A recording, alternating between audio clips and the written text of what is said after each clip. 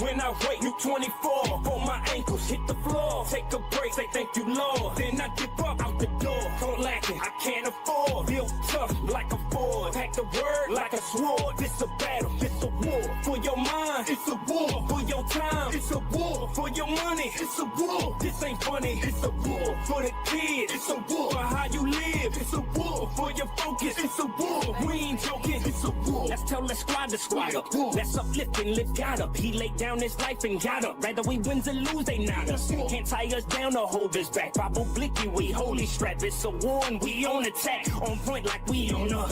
Look, he filling the blanks when I'm feeling so blank. When I sit and I think and I drain on my thoughts like I swim in a tank. And God's on me and I'm pulling my rank. Don't tell me I can't. Like a man with a tank, bro, I'm ready for the war. Don't stepping like Morse code. One day he gon' come knock at the door, so better get hit like a torso. When I wait, you 24. For my ankles hit the floor. Take a break, say thank you, Lord. Then I dip up out the door. Don't lack it, I can't afford. Built tough like a Ford. Pack the word like a sword. This a battle, this a war. For your mind, it's a war. For your time, it's a war. For your money, it's a war. This ain't funny, it's a war. For the kids, it's a war. For how you live, it's a war. For your focus, it's a war. We ain't joking, it's a war. Yeah, it's a war. Gotta cut the tie, you feel a pull. Bible say the flee, let's keep it dead. Elevator, don't work, take a stairs. Gotta watch the world or do the most. I'm just as radical in my approach. You can ask the kids who checking phones. Nah, don't unlock it, what's the code? I was once timid, now I'm bold. Bought my father business, I don't troll. Time to spread the G, I'm on go. Let her pour sit back and watch him grow. In the blood, I'm covered head to toe. Sacrifices made to save a soul. Trying to pack the kingdom, that's the goal. Down and be the lamb, not the goat.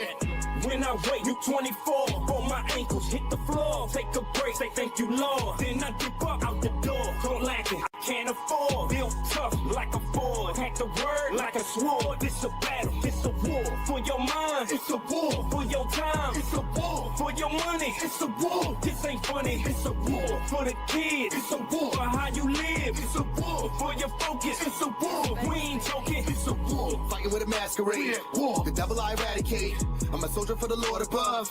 And for him, I'm a basket case. Now to show I got the sword on me. Time to lock and load, I brought a whole army. That squad control, we about to shift gears. Bring the Lord near, no more fear. War. And with a Bible verse, I could replace the curse and make a demon hurt. They gon' need a hearse, and I'ma need a shovel to put them in the dirt, and that's the way it works. War. Meeting with the Lord, that's one day.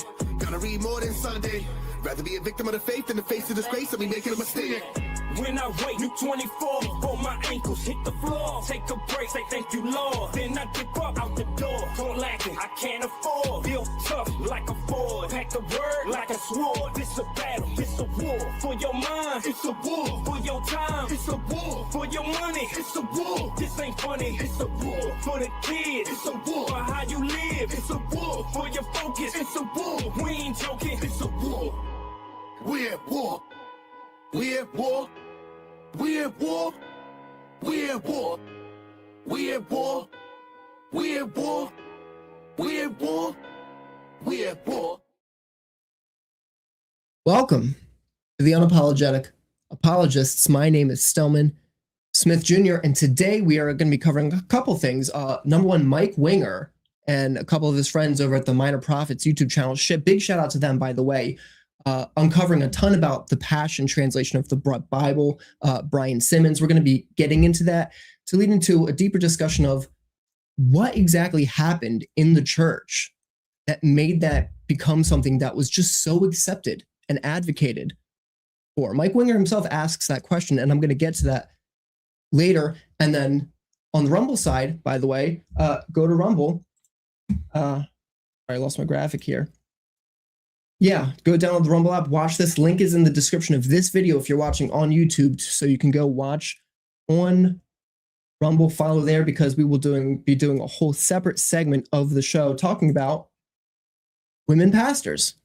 And if that's even a thing, you can probably guess as you watch this video where I'm going to line up. But before I go any further, the co-host with me, DJ, how you doing? I'm doing good. Thanks for having me. Yeah, absolutely. So we're going to really be diving in here. Real quick, I wanted to address something before we get into it, which is the change on this channel.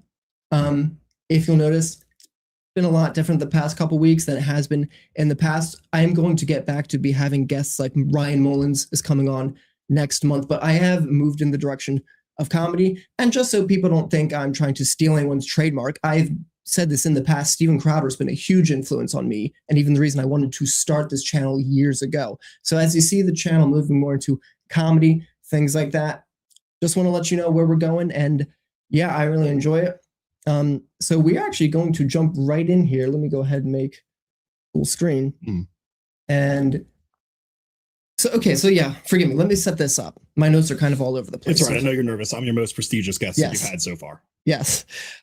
So bear with me as my notes are a bit scrambled. To set this up, the Passion Translation, if you've even heard of that, it's one of these things that's a paraphrase of the Bible, like the Message, except, yeah, the Message, at least Eugene Peterson was transparent about, hey, I'm making a paraphrase. This is not meant to be a literal translation. Whereas Brian Simmons with the Passion Translation, we're going to get into this, from the beginning, claimed to be a doctor, claimed to be an expert translator, none of which are true. I don't know any of this. Interesting. Oh, yeah. So, yeah, we should also let you know that CJ, we made sure that he did not know any of what we're going to be talking about beforehand, so that you will see his live reaction, some of the stuff about Brian Simmons. You've probably heard people say, depending on who you follow, negative things about the Passion, but it's so much worse than you thought. And this YouTube video I'm bringing up, the Minor Prophets podcast, huge shout out to them for the work that they did uncovering a lot of this. I can't thank them enough as we play some of their clips. But Brian Simmons, not an honest guy, claimed he was doing a literal translation of the Bible, which it's not, it's a paraphrase. Claimed that Jesus appeared to him, touched his forehead, and increased his capacity. By the way, anything I reference, go check their video in the description, because they have receipts for everything that I'm going to say here. Okay, I'm just benefiting off of their work. Claimed that Jesus touched him. Claimed that a neuroscientist confirmed to him that that would increase your capacity. Claimed that he was getting secrets from the Hebrew and Greek that no one knew before. A big claim, yes, that he come in as much as you want. I don't know where to cut in, because what? What? Yeah, a big claim he made was that not only did Jesus reveal to him secrets of the Hebrew and Greek that no translators ever knew before, but that he was actually translating from the original Aramaic. And he'll say, don't you know Jesus originally spoke Aramaic? That is even more foundational than the Greek. I mean, yes, but also that's not how at least two of those languages work. In Hebrew, sure, some of it was lost time, but Greek isn't a dead language.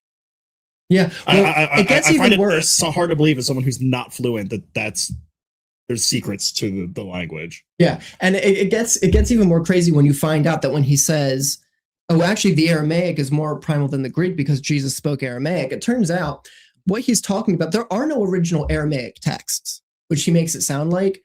There are no original Aramaic texts, translations, but what there is in later centuries, an Aramaic translation of the Greek that he references. Okay. And he's pretending like that, but their whole dialectic was different by then, right? By the time he's translating from this. So, and then as we'll see, or go check the video, he contradicts himself when he gets caught. This is another thing, he's a liar. Okay, Brian Simmons contradicts himself. He'll say, when it's convenient, I'm a doctor, I'm an expert in translating languages. He'll reference this thing where him and a team of translators went to this obscure village to people who did not have a Bible in their language. And he'll say, oh, I was one of the main guys translating the Bible into their language. Turns out he wasn't. He was just a checker. Basically, as the actual translators who knew the languages would translate it, he would go and read it to the people and see what things went over their head, what didn't, and then go back to the translators and say, hey, they got this, they didn't get this. He's not an expert. This seems historically repetitive. Yeah. Again, check the receipts in the video. He contradicts himself because he'll say, yeah, he's translating primarily from Aramaic. When he gets called out on it, he'll say, no, I always believed in Greek primacy. These kinds of things. He'll say he's a doctor, and when he's called out at that, actually, you only have a doctorate in prayer from an unaccredited university. Then he takes doctor off his website. Hold on, what is a doctorate of prayer? I don't know. Again, in the description, it's called The Passion Translation is Worse Than We Thought. Check out the whole video. They got all the receipts. But I know it's hard to know where all to go with this. But one thing I am going to do is share. This is a clip from later in the video. And it's just comical because it sets up the character of who this Brian Simmons is. Okay. I know very little about him, so. Yeah. Oh, so you're getting a full dose. This is going to be You say that fun. like a threat. Yeah. All right. Make sure this is feeding in. All right. You ready for this? I guess. Here we go. Here's Brian's dream about Billy Graham. I just thought it was great because he mentions his humility here.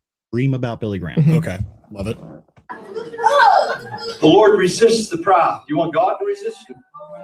And that prideful boast, just let righteousness be Christ. Christ is our righteousness. He's good enough for all of us. I like that. I mean, Find something else. Wait. okay. Billy Graham told me that. He came to me and told me in a dream. Oh my God. Wait for it. He said, don't be proud, Brian. I had just preached 20,000 people. It was good. And I liked it too much.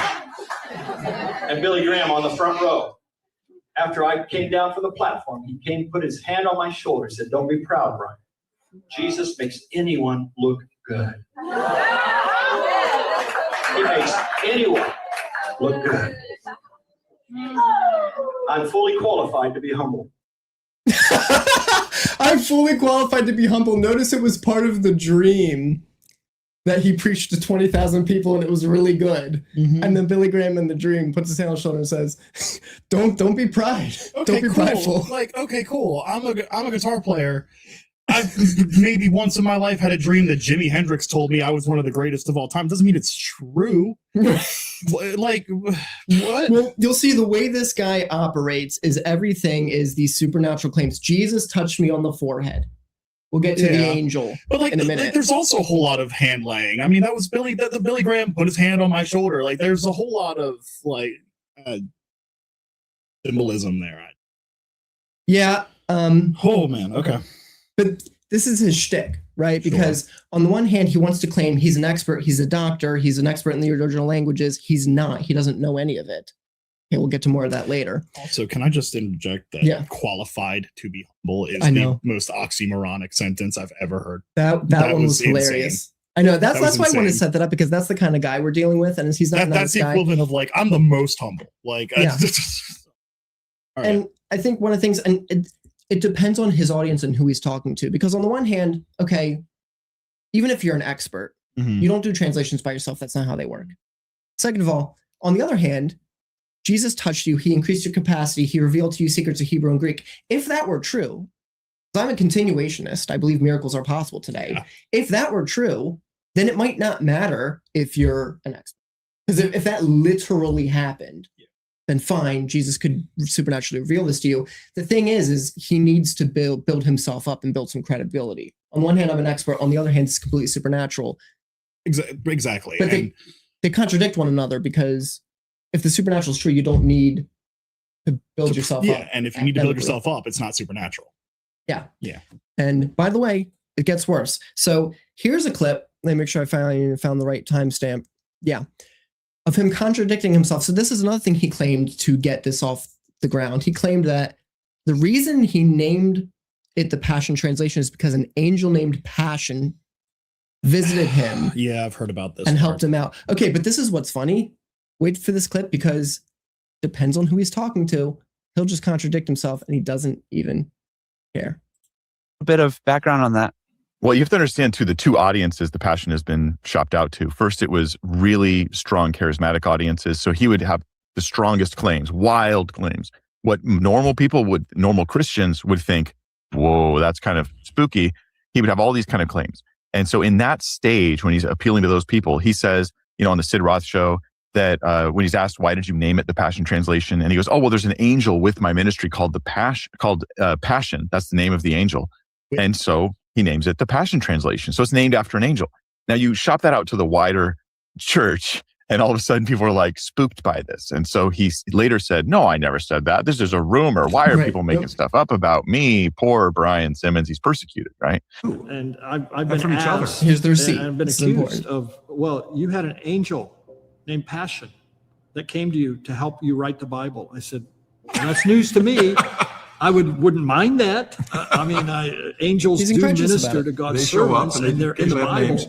And they brought revelation to Daniel, to Zechariah, and but no, I have not had any angel named Passion come no and angel. help me, and that's not why I named it. We all have access to the same We, spirit. it's the same thing, and I get humbled every day.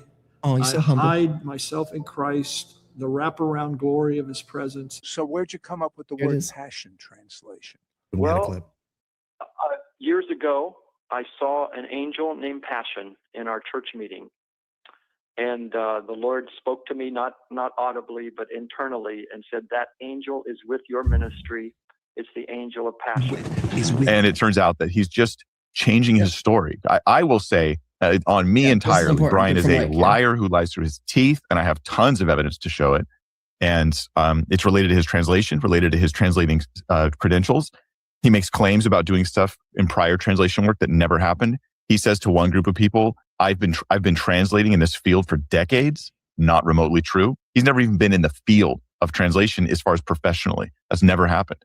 The man is ultimately pushing of lies to the body of Christ. And that's why this is a big deal. He took the sacred word of God and he turned it into his pet project with fake revelations and what we'll get to today is stealing content from a whole bunch of other people's work, pretending he's translating. In many cases, he's not. He's just ripping right from the pages of other translations. Weird stuff. Like he picks like the worst renderings from weird translations and puts them into his, claiming it's his own work. He goes back and forth and he keeps changing his statements. So there's so much that can be said about specifically about this idea that he had this angel. Yeah, he goes back and forth when he's in front of the. Yeah, so I kind of wanted to play that whole thing because that's a perfect lead into the next thing we're going to be talking about here is plagiarism. Mm-hmm. So much, and again, I can't effectively play the whole video here. Go watch that video from the Minor Prophets in the description. They have the receipts. It's not obscure passages here and there that he's plagiarized. It is large sections. Like over and over and over, he's plagiarizing people. He's plagiarizing from the Message, which isn't good either. You know, it's still a butchering of the Bible, but at least Eugene Peterson was more sincere in his butchering of the Bible. I wouldn't recommend anybody using the Message either. The Passion is just worse because of who Brian Simmons is and the kind of claims he's made. Well, like, because that's the part that stood out to me on that was when he said that this angel that he's made up is with your ministry. Like, that is such a level of ego that it's like, my ministry is so important that God gave me an angel that none of you have ever heard of.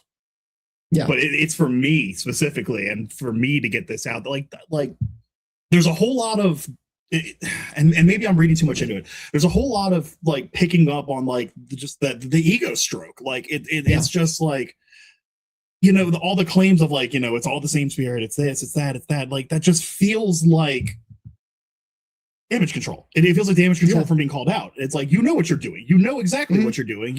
You're sitting there and you're trying to make this about you and how good you have done for the kingdom, and that's not remotely what it's about. Yeah, and again, if you see that video, like he's constantly updating the website to just try to avoid accountability as people are calling him out on things. Yeah, like he's adjusting things. Like I said before, he takes, as soon as he's called out for his credentials, he takes the word doctor out of his title on his website. You know, it could be interesting to do with proof at that, using the Wayback Machine to go timestamps of. They do. That's in that video. All of that stuff is provided. That's how I know. Anything I'm saying here, I learned from them in this video. I mean, some of it I already knew from Mike Winger. He did some videos a couple years ago about it. Okay. But it's bad, especially again when you claim it's a translation. It's not. But then you claim there are new things in here, and he's just plagiarized. That's the crazy. So what's funny is it's called a translation, but then what he steals from, what he plagiarizes from, is things like the Message, which never claimed to be a translation. It claimed to be a paraphrase. Again, at least Eugene Peterson was honest about that. He steals from the Mirror Bible, which I think I linked it in the description. If not, I'll do it after. Mike Winger did a video on the Mirror Bible. That is one of the worst translations he's ever read, because it's really called the Mirror, because you're supposed to be looking at yourself when you're reading this Bible. It's all about you and not about God. Yeah. It's one of these things. It's progressive. It's a progressive church. He plagiarized from this guy, and I wrote this down, named Victor Alexander. Now, the reason this is important is because he plagiarizes a ton from him. Victor Alexander was a guy who claimed to be translating from the original Aramaic, just like Brian claims.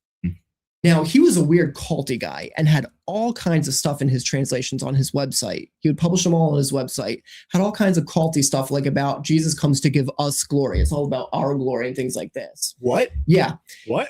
And when scholars would call him out, they'd call him out and be like, hey, Victor, none of this stuff is in the Aramaic. Where are you getting this? And he would just claim to have these secret sources that he refused to reveal to anybody. My eyes have seen the glory. The coming of myself. Like, yeah. Yeah, so he claimed to have these secret sources he refused to tell anybody about. This is the guy that Brian is plagiarizing. Okay. Not only that, it gets a little bit funnier. Mm-hmm. I believe I wrote this down. I think there was a quote. I lost it now. There was a quote from Brian Simmons. It was something along the lines of I'm completely something along the lines of like the Holy Spirit will give me these private revelations about meanings of Scripture, and I didn't know where to put them in, so I just put them in the footnotes. Turns out he was also plagiarizing footnotes from Victor Alexander. He was plagiarizing his footnotes, claiming that these are private revelations from the Holy Spirit about Scripture. Now, by the way, at this point, we have not even gotten into. Oh, it gets worse? Well, I'm just going to say, because we'll lean into this in the second half, we have not even gotten into the theology of the Passion. It's really bad, but even if you didn't know the theology of the Passion, Sure. Wouldn't this be enough for you to say, we need to never look at this thing again? Any pastor who's used it needs to stop and tell his congregation, I apologize for using that. If you have one, get rid of it. Shouldn't this be enough for that? I would say more than enough evidence. The man's a liar.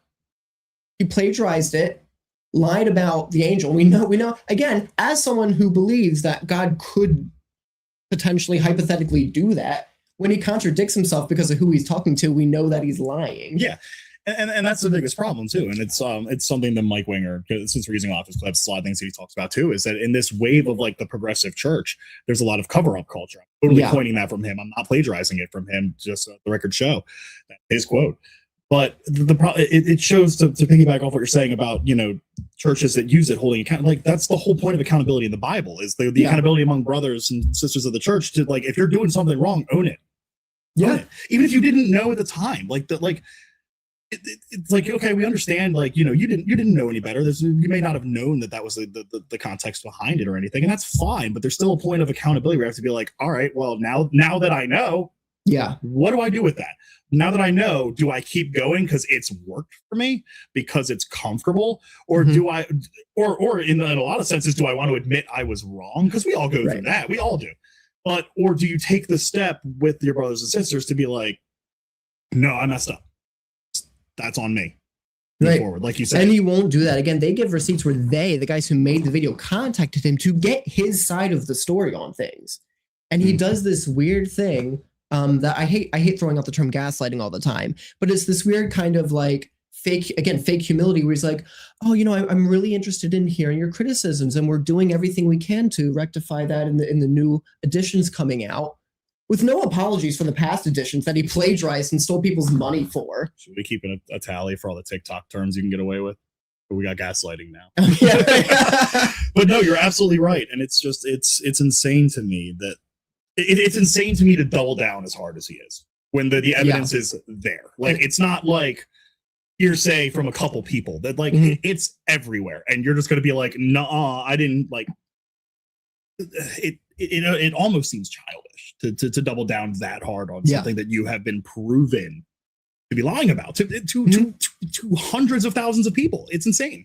And again, go watch their video if you think that it's just a claim of plagiarism. They have all of the receipts. They go through it in detail. Especially, let me see if I can bring the screen up again real quick. One.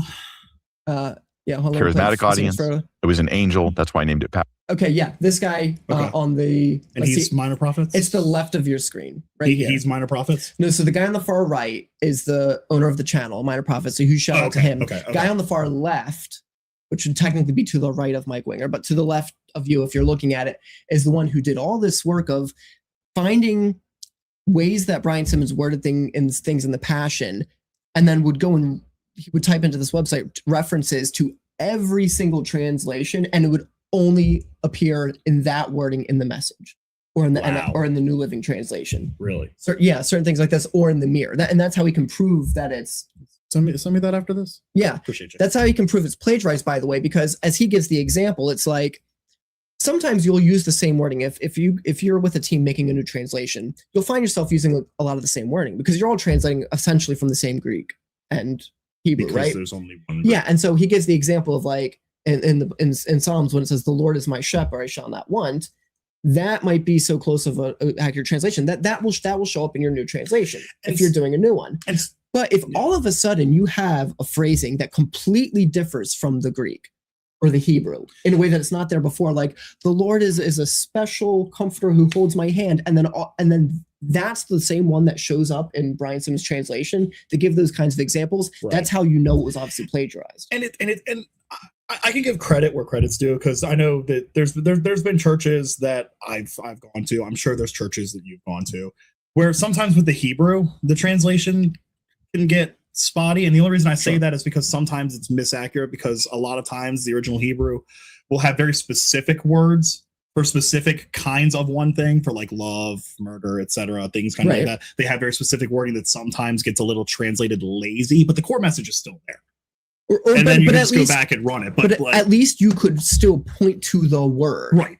And say, this is how it's sometimes understood. Versus like, here's like an 8th translation that I'm just going to make up. Well, whereas the Message, which again is at least transparent about being a paraphrase. So it's acknowledging, hey, we're coming up with things that are not in the original languages at all because this is the way we think it'll sound nice. We're writing this based on vibes. Like, yeah. And then that's the thing that shows up in the Passion. Again, or horrible theology from the Mirror Bible or from Victor Alexander. So this will be a good segue into what is the problem here? Because Mike Winger, not in this video, although he might have said in this video, he did on his most recent 10 questions with Mike Winger, is he and I'm paraphrasing here because I don't have the exact quote, but Mike said something to the effect of, I don't know how this translation ever became so popular in churches. Feels good. Yeah. It's cozy. It's comfortable. Mm-hmm. The thumbnail of this video, feminism. Oh, Michael. Look, full transparency. I am a Protestant. I am a very committed Protestant. Gavin Ortland is someone I hope to have on the channel in the future. I've been committed. Does that count? Yeah. Well, you take Brian Simmons with you next time. A committed Protestant who I would love to have Gavin Ortland on, by the way. So not a lazy Protestant by any means. I think there are good intellectual arguments for it. I think there are issues with Orthodoxy and Catholicism, though I respect them tremendously. Orthodox have the best. Yeah. Yes. The black robes. Now, as a committed Protestant, there is a huge problem culturally with the Protestant church and how feminism has infiltrated it. Now, not in a conspiracy theory type of way where I think they were the feminist organization was sending in members, but the way that the Protestant church is regularly guilty of reflecting the culture while simultaneously claiming the culture does it one way, but the church says it this way. And yet, the way they present is continually reflecting the culture. Just one example, which we'll get into way later, they'll say to the couples, hey, the husband is the head of the wife. Husband's the head. But then they turn around in their practice and allow female pastors. Their practice is often reflecting the culture and contradicting what they're preaching. And the reason I say feminism has infiltrated the church is because feminism, go check out that debate, by the way, which we got this beautiful clip, by the way, from Rachel Wilson. Atheism is retarded. that debate with Brian Spring, go check out or go get her book, Occult Feminism, where she outlines how feminism has been like the single biggest thing that's transformed culture and the way all of us think. I would have even been guilty as someone a few years ago who might have believed some feminist talking points without even realizing it. Okay, now the only thing in her book that I think she kind of gets wrong, though she's an Eastern Orthodox, I get it. She kind of blames Protestantism for it. She kind of sets up this scenario where Protestantism causes feminism. Martin Luther.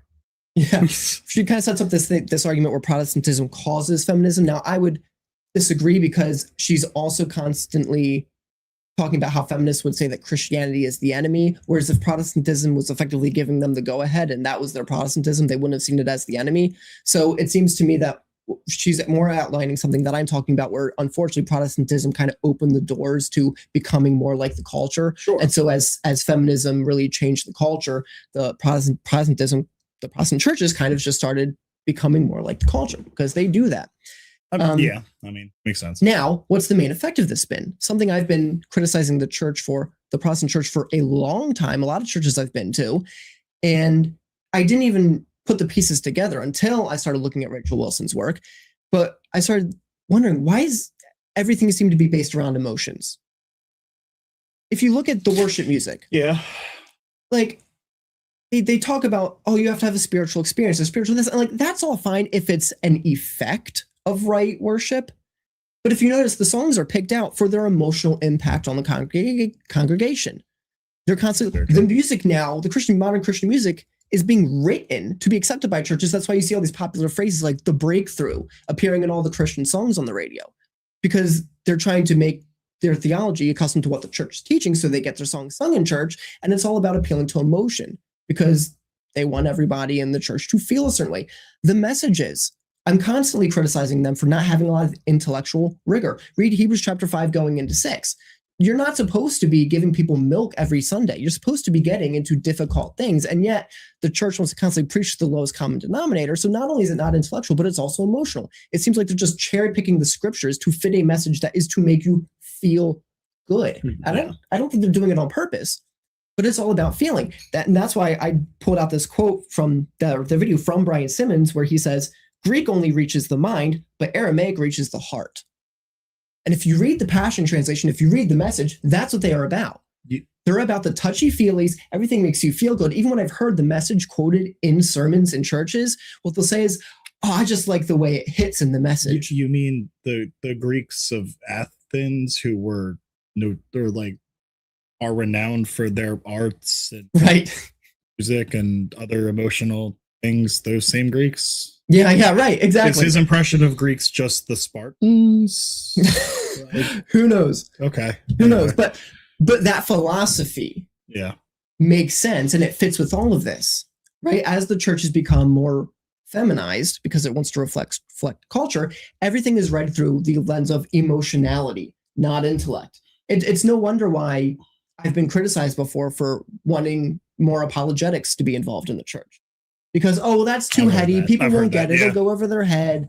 You need something that touches people's hearts and this and that. It's like, look, and it's going to sound like I'm saying emotion being involved in worship is a bad thing. I'm not. Or feeling good from a sermon is a bad thing. It's not. But it should be the result. If you feel good from a song, it should be the result of a right posture of worship, even when you're not feeling good. Not only that, at the very least, at the bare minimum, because Jesus throughout his ministry was was touching toward the people and very kind and loving to them. There should be a balance. If you're not going to give it like what you said, at least balance the two. Right. The harsher lessons, the meat, we will call it, versus the milk and the softness and the kindness and the feel good. Like, at least balance it. That's at least a good start.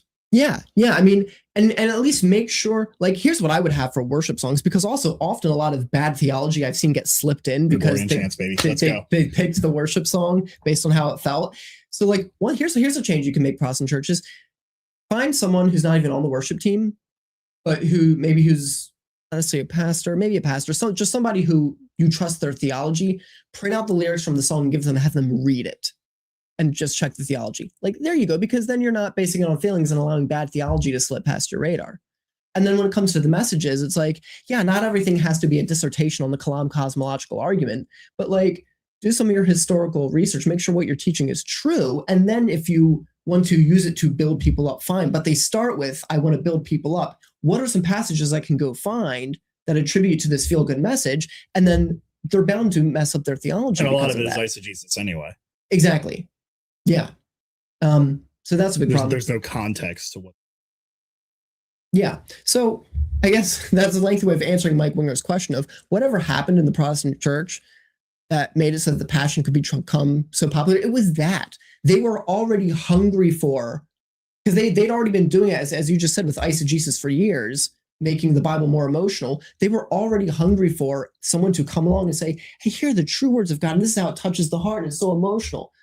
That's what the Message and the Passion do, is they just emotionalize everything, and often that really affects your theology. Again, reference the video for like specific examples on that.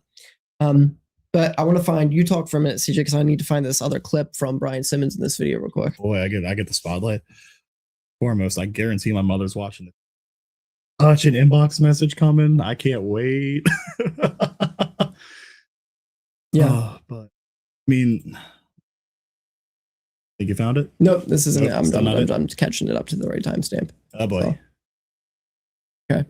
So, and now, again, I know many well-meaning pastors who I've talked to who would not agree with this statement verbatim as he's about to say it. And yet, when I look at how they operate, with how they construct messages, with how they treat what should be taught in church, how they should build up people's emotions, again, their actions would reflect what he's about to say. It's just that Brian is about to say the quiet part out loud, and it's going to sound really stupid when you hear it. But I think we need to just watch it here. All right, go ahead. Maybe that's why he removed it, because the you're angel not is spiritual enough to understand. You don't have enough. You're in speaking your tongues. mind. Don't you know that the intellect is the mark of the beast? The mark of the beast is the sin nature. It's been on every human born in this planet, and it's on many of us here today. It's a mark on our forehead, which is our thoughts. Remember, we took a lot of time today dealing with the true enemy to God is right here. It's the mind of man. It's the walled city that exalts itself against the knowledge of God. It's the Goliath that must be decapitated. The door to truth is not the intellect. The pathway to truth is the Spirit. And if you're going to try to get God into your mind, it's a very tiny place to put him. The Spirit is connected to eternity. He's put eternity into our hearts, so we're able to comprehend and receive revelation and truth. We absorb it. Truth is absorbed. Yes, it's lived out. Yes, it becomes practical. But first, it is received. We have to say, yes, we buy the truth and sell it not. And as we buy it, we buy into the truth, we embrace it, it then becomes part of us. David said, I desire, God, you desire truth in my inward parts. And the mind is not your inward part. What? The mind is not your inward part. The mind is literally, this is why, okay, I'm going to try to be vague about this because I don't want to call any particular churches out, okay? But, and I don't know if you were there, but I've been in groups before where, and Eric Hernandez has addressed this, by the way, who we had on the channel a couple weeks ago. You're very cool. We are a soul that has a body. Now, that can be established philosophically. You hear a lot of these claims in churches. I can't tell you how many people I've heard on Sunday mornings giving a message saying, well, there's three parts to the human. It's body, soul, and spirit. And they distinguish the mind. They correctly have the mind in category of the soul, but they categorize the mind and body separate from the spirit. So kind of perpetuate this language is the spirit is your emotions. It's how you feel. And that's what's good because the spirit is what connects to God, but your mind, because that's part of your soul, it's part of your flesh. The mind is bad. The mind is literally just how you access the entire world. Our emotions are filtered through our minds. Our truth is filtered through our minds. Intellect is filtered through our minds. That's how we think. That's how we see the world. That's how we reason. And he's here saying the mind is the enemy. The mind is not your inward part, even though it's literally the capacity of your soul that interacts with the world.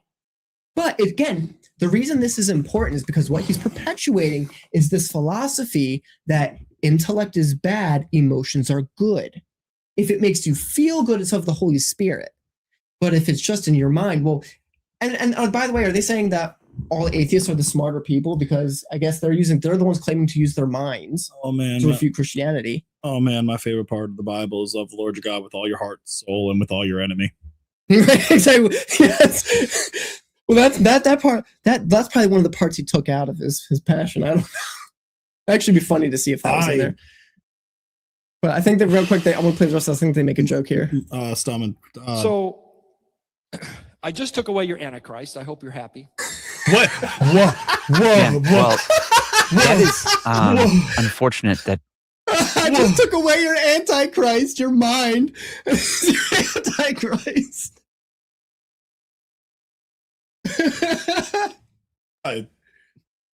Yeah.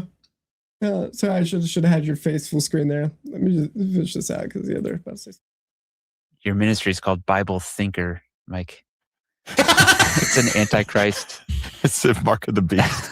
It's the mark of the beast. You got.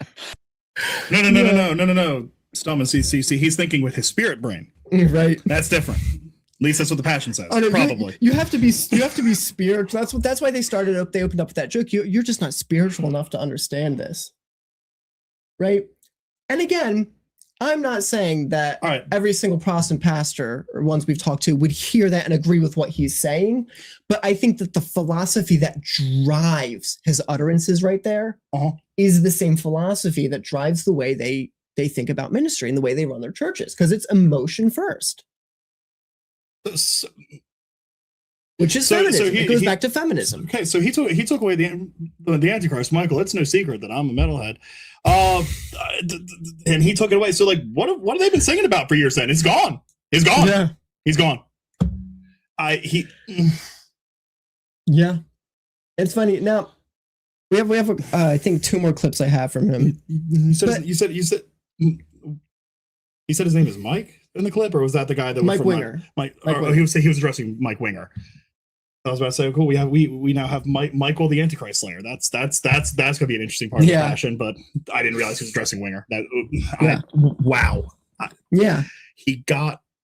I got rid of your Antichrist. Yeah. Man, we were talking about ego earlier. Mm-hmm. Who needs Christ's return at that point? He took care of it for us. Yeah. He got rid of it. Good point. It's gone. There is no second coming now. He did it. He got rid of your Antichrist. He got touched on the head by Jesus and said, "No, I don't got to come back."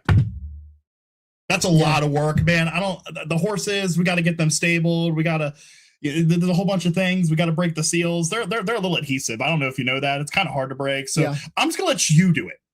Yeah, which, by the way, think about how the immunization that creates for himself, because any criticism he can brush off as you're using your mind to criticize me.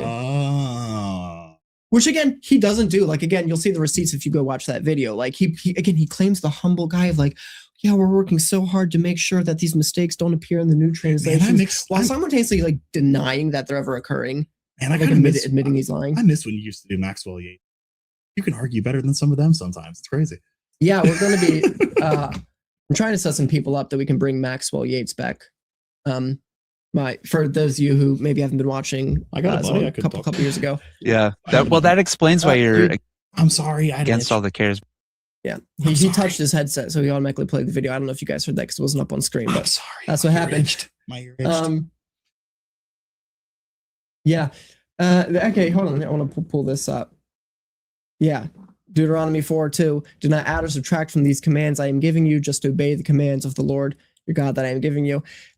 Yeah, and that again, that's another reason why, even though the message might come from a more claimed more sincere place, I think it's bad. Like, again, even though the message is more two pastors who use the message. Look, I understand that you're not trying to come from a malicious place. And you probably, when you quote specific verses, and I've seen this in churches where they'll quote from the message, that specific verse isn't too far off from if you would look at a normal translation like the ESV, right? And so they probably see no relative harm in using it.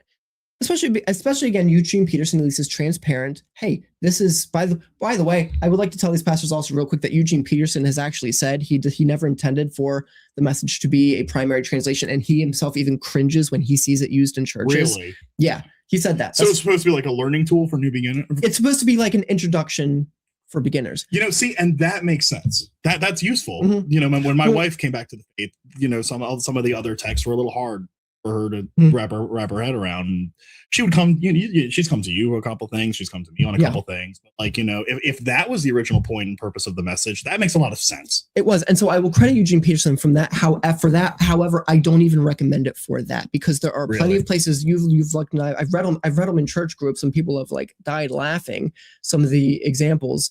I'll give you one from Proverbs in like the ESV. It says, and if someone asks you, where did you get these wounds on your back? They'll say these wounds I received in the house of a friend, right? That's ESV. That same proverb in the messages. And if someone asks you, so where did you get that black eye? You'll say, I ran into a door at a friend's house. So, and here's the thing. Now that might not be too much of a big theological issue, but that shouldn't be your introductions to the truths of God. Even if you're new to the faith, here's the thing is you don't have to start with an NASB or an ESV, which are more literal word for word. You can start with an NIV or an NLT, right? Things that are more thought for thought. Yeah, and so they are already Bibles that are translated phrase for phrase. If you don't know what that means, I'll have to get into that into another video. But they're already translated with in mind trying to use language that's easier for people to understand. Now that's a far cry from a paraphrase, trying to import your interpretation of the passage. Right. The thought for thought just means they're getting the meaning, the literal meaning from the Greek, even if it's not the literal words. And making it a little more comprehensible. Yes, exactly. Layman's terms. You already have that. You don't need, and Mike Winger's done videos where he's highlighted the bad theology of Bibles like The Message and things. So because of that, don't use it. And so again, to the pastors who have used it, and you used a specific verse, which maybe its theology wasn't that bad or far off from the ESV or whatever, you're now legitimizing the entirety of that book for new Christians to go out and read who don't know their theology well, and they're going to run into the bad theology. So that's why I just don't recommend it. Okay, and then the Passion, and if the Passion's theology is so bad, and it's quoting or plagiarizing from the Message, that kind of tells you something too. That or it should tell you something. Yeah. So to sum up, go check out that video from the Minor Prophets where they invited Mike Winger on. They exposed the Passion. It's even worse than I've outlined here. Okay, as you watch the video, it's 4.5 hours long. It consistently gets worse and worse and worse. Even the things that they get into with Victor Alexander, all of it, it's bad. But get rid of the Passion. Don't use it. We need to call out Brian Simmons again. If you're a pastor who's used it, don't anymore. Let your congregation know. Don't read that. Refer them to these sources. And then to sum up my answer to Mike Winger's question, how did this ever become so popular in the church? Feminism. Go check out Rachel Wilson's work. Feminism is from the culture, and unfortunately, the Protestant church often reflects the culture. And that's one thing that I will give huge credit to the Eastern Orthodox and the Catholics. I disagree with their theology. I think they have issues with feminism in another respect. I think feminism more so infiltrated their churches through Mariology. I think that came from feminist goddesses. If you want more on that, reference Joshua Shuping's book, Disillusioned, right? So I think there are issues there, but at least I will give them credit for they're not constantly bowing to the culture and trying to look like them because they want to look nice for new members to come in, right? And look, there's a balance. I get that. You don't want to be so formal that people who just heard the name Jesus yesterday are intimidated to come into your church. I get that you want to make a more comfortable feeling. There's ways to do that without compromise. There's ways to balance being a welcoming environment and having genuine reverence for sacred doctrine and practices. You can have that balance. And unfortunately, what the Protestant church does is it says the right thing and then completely reflects the culture. And the problem is, too, you're almost obligated to. At the end of the day, the answer, or rather the hierarchy of who you answer to, is first and foremost always God. It's always. And so the things that you're called to do. So unfortunately, if that does, interfere on some of the welcoming aspects, that sucks. Yeah. But would you rather deal with that or deal with the compromising and the adding of scripture? Well, and here's the thing is maybe this will be the last thing I can say before we leave, because we're coming up on an hour. So we're going to head over to Rumble exclusive to review a video from Steven Crowder over on Rumble, who I think highlights this in a big way, because that's when we're going to get into the female pastor discussion. Yeah. But to sum up, this is, a criticism Frank Turek, who's been on the channel multiple times, has made, which is that what's the terms he uses? The church has become seeker focused instead of something else focused, instead of internal believer focused. In other words, Frank Turek that points out that if you look at places like Ephesians 4, the church is meant to train believers and build disciples. And the church they've done is they've adopted the seeker model, which is they're mainly marketing to outside people to try to get them in. Which again, There needs to be a healthy balance. let's give the devil its due. Right. That's a bad choice of words. But let's all right, on that note, let's try to understand the heart of, yeah, of course you want new souls to come to Christ. That's the Great Commission. Yes. However, the primary way that the church is called to do that is to train the believers in the church to go out and get them, not water down your message so much to appeal to people. Because two things, I can't argue that. Two things are going to happen. Number one, the people are going to come in, maybe they are appealed to, they'll come in, but because that message on Sundays is always this milquetoast, watered down version, they're never going to mature in the faith, and they're going to be a bunch of people that end up walking away from the faith anyway. Right? That's what Hebrews chapter 5 and 6 talks about. Hebrews chapter 5 and 6 talks about, hey, the writer of Hebrews is saying, I have some complicated stuff to teach you, and you're not going to understand it because you've been spiritually lazy. But what he says is, but I'm going to go ahead and teach the complicated stuff anyway because it's your responsibility to catch up. I'm not going to go back and preach the fundamentals again. And then as he moves into chapter 6, the warning is apostasy. The warning is if you stay in this milquetoast, watered down version of Christianity, you're going to end up leaving the faith because you have no root. You have no intellectual rigor. People are going to come, they're going to talk you out of it very easily. The atheists, they're going to come out and talk you out of it very easily because you were never trained to have an intellectual foundation for your faith.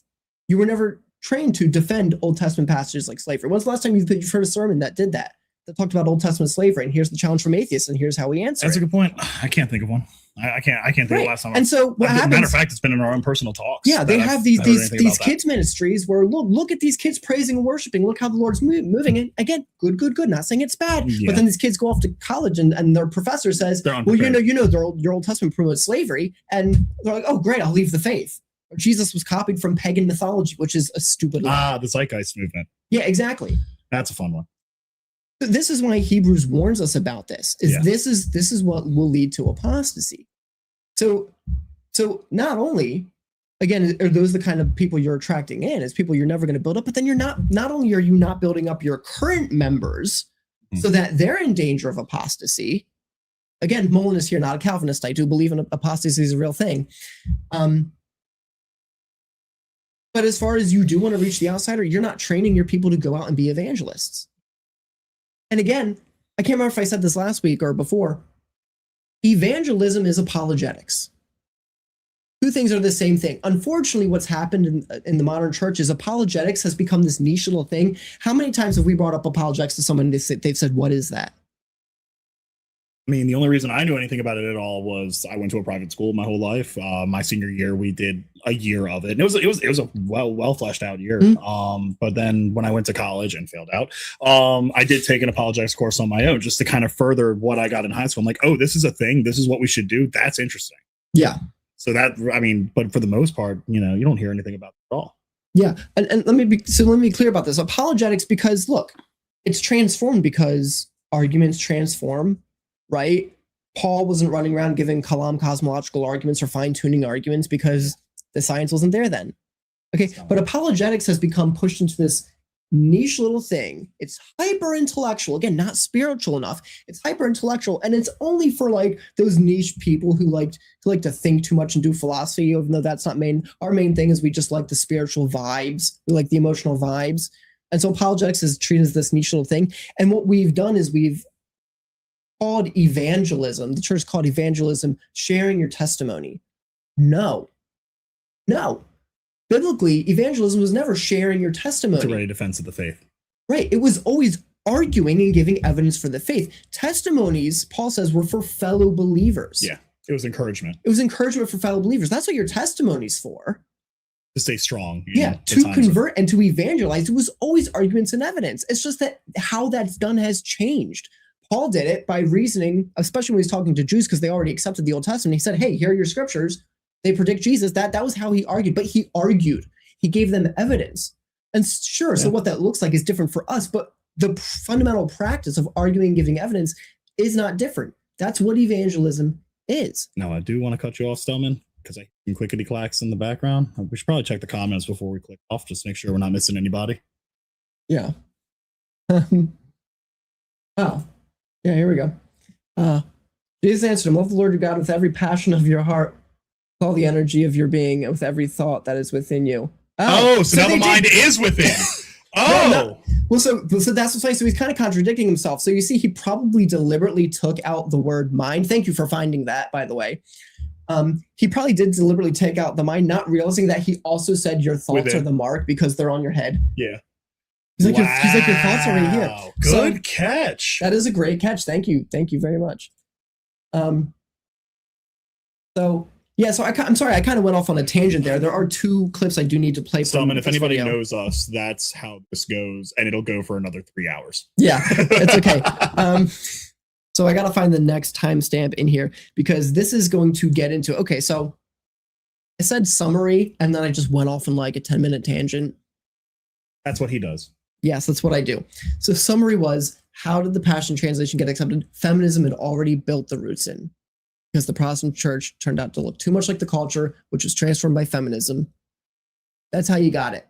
Now, so this is going to translate perfectly into, we're going to be moving to Rumble here real quick. Safer. Yes. Trust me, we're going to be playing some stuff from Crowder, from his show. Talk real quick while I find this timestamp. I love when you put me on the spot. First episode, and now I'm ad-libbing.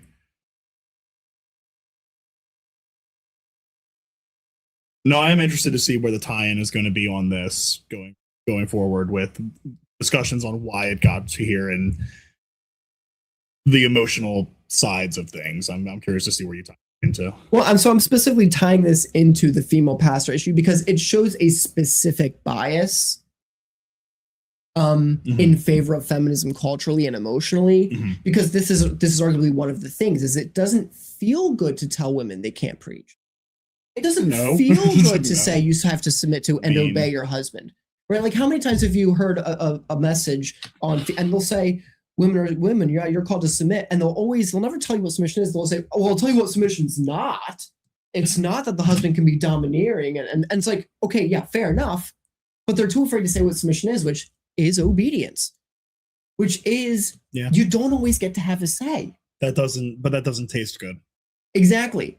And like 2 things can be true at the same time. Like, on the one hand, yes, wives or husbands are to be tender to their wives. Sure. And this does mean caring about their input, but it also means the reality is they do have the authority to say, hey, I'm making a decision and I don't care to have my authority challenged here. We're not going to have the conversation about it. And it's interesting too, because it's a really easy, it really is easy to explain away, even if you do say what it is. It's because when you look at what marriage between man and woman is, it is a physical and lived representation of Christ in the church.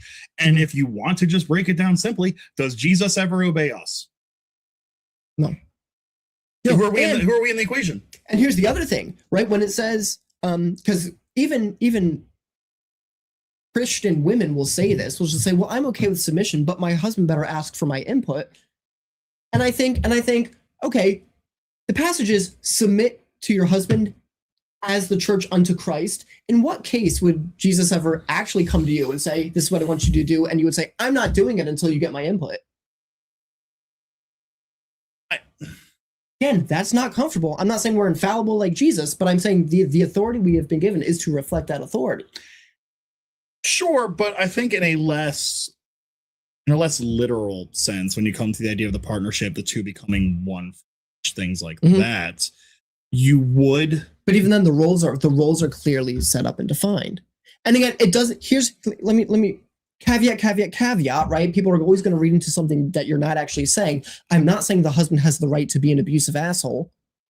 Sorry, YouTube. I'm not saying that. I'm not, when I say a husband doesn't necessarily have to ask permission or perspective on a decision, I'm not saying he can use that as an excuse to be abusive. Of course not. But assuming the husband's following all of his biblical commands, treating his wife tenderly, of being willing to lay down his life for her, of sacrificing daily to provide for her, of putting her safety and her concerns first in the decisions he's making, assuming the husband is following all of his biblical commands, part of the wife's commands is to submit and obey. And that might mean in a situation, especially if you have a particularly nagging wife, that a husband gets to say, hey, this is the decision, and I don't care to have my authority questioned about it. Those are real circumstances.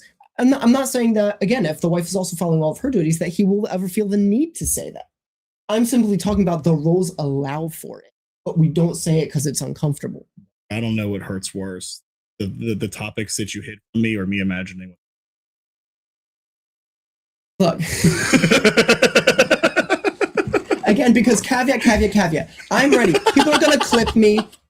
They are. With You're me saying wives need to obey their husbands, and then they're going to give some example of a husband who's abusive and be like, see, this is why you can't have da-da-da-da-da. But this is why the Bible does lay out both roles. And my only point here in bringing this up is because the Protestant church becomes something that wants to preach feel-good stuff, they will hammer and lecture men as hard as they want to on a Father's Day sermon, saying, this is your responsibility. You have to treat your wife this way. You have to, and yes, agreed. Look, agreed. Yes, lecture men. And again, they can get away with it because men can take it. Men welcome, oh yeah, how do I become a better husband? Men welcome the criticism. And then they're too afraid to offend women. So on Mother's Day, it's never about telling them, well, this is what your duties are to your husband. This is how you respect your husband. This is how you submit to your husband. This is why you obey your husband. They won't do it. And yeah, just a real quick reference, something that might be coming out of left field, something I meant to reference it earlier, is one of the reasons. We're going to keep coming out of left field? That's fine. The reason Protestant churches cater to feminist culture is because Protestant churches are 60% women, by the way. And you know what? Yeah. I keep saying last thing before we go to Rumble, but we're going late tonight. I hope that's okay. Actually, you know what? I'm actually going to leave some of this good stuff for Rumble because screw YouTube. I'm going to play these last two. Actually, you know what? We're going to send it all to Rumble. We're going to place a lump sum. We're going to go to Rumble now. I'm going to reference one of the biggest indicators of how the church has failed on not being a place for masculinity anymore. It's completely feminist organization, and I can prove it with statistics. We're going to play some things from, again, this video from Mike Winger and the Minor Prophets podcast about Brian Simmons, saying he specifically, in the Aramaic, it actually doesn't say women submit to your husbands. It just says adore them. Again, trying to take things that you're not comfortable with theologically and soften them for people to make them more palatable. And we're going to reference a video from Stephen Crowder addressing some wacky things that a female pastor said. Spoiler alert, go to Rumble if you want to hear why women I see a comment can't be pastors. Yeah, let's oh yeah. There you go. Just want to make sure we didn't ignore anybody. And by the way, these are over on Rumble, so thank you. Yeah. So everybody, we're actually saving the portion of this for Rumble. My graphic. Okay, sorry. StreamYard. Needs to organize things better. Download the Rumble app. Again, link is in the description. Go watch the rest of this podcast on YouTube. And just to make sure everyone is reminded, because look, we've been doing a lot of criticizing in-house right now, both as Protestants. We've been criticizing in-house. So I just don't want anybody to get the wrong message. I want everybody to remember. Atheism is retarded. All right. See everybody